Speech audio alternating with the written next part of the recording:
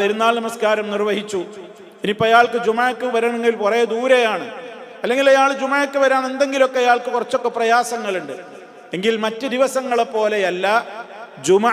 ആ വ്യക്തിയെ സംബന്ധിച്ചിടത്തോളം, പെരുന്നാളിന്റെ നിസ്കാരത്തിൽ പങ്കെടുത്ത ഒരു വ്യക്തിയെ സംബന്ധിച്ചിടത്തോളം ജുമാ സാധാരണ വെള്ളിയാഴ്ചകളിലെ പോലെ അയാൾക്ക് നിർബന്ധമില്ല.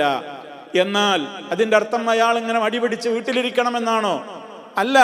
അയാളുടെ അടുത്ത് പള്ളികളുണ്ട്, സൗകര്യം ഉണ്ടെങ്കിൽ അയാൾ ജുമാക്കും പോകൽ തന്നെയാണ് ഉത്തമം. ഇന്നത്തെ കാലഘട്ടം അങ്ങനെയാണ്. മുഴത്തിന് പള്ളികൾ, ഓരോരുത്തരുടെയും താമസ സൗകര്യങ്ങൾക്ക് അടുത്ത് തന്നെ പള്ളികളുണ്ട്. ജുമാ അവിടെ നടക്കുന്നുണ്ട്. അത്തരം ഘട്ടങ്ങളിൽ ആ ജുമായിൽ കൂടി പങ്കെടുക്കലാണ്, രണ്ടും നിർവഹിക്കലാണ് പുണ്യകരം. ഈ കാര്യമാണ് ഒന്നാമതായി അവർ എടുത്തു പറഞ്ഞത്. രണ്ടാമതായി എടുത്തു പറഞ്ഞത്, ഇത് പെരുന്നാൾ നമസ്കാരത്തിൽ പങ്കെടുത്തവർക്ക് മാത്രമാണ് ഈ ഇളവ്. ആരെങ്കിലും വ്യക്തികൾ പെരുന്നാൾ നമസ്കാരത്തിൽ പങ്കെടുത്തിട്ടില്ലെങ്കിൽ അവരെ സംബന്ധിച്ചിടത്തോളം അവർക്ക് ജുമാ നിർബന്ധം തന്നെയാണ്. അപ്പൊ പെരുന്നാൾ നമസ്കാരത്തിൽ പങ്കെടുത്തിട്ടുള്ള ആളുകൾക്ക് മാത്രമാണ് ഇങ്ങനെ ഒരു ജുമായുടെ കാര്യത്തിൽ ഇളവ് അനുവദിക്കപ്പെട്ടിട്ടുള്ളത്.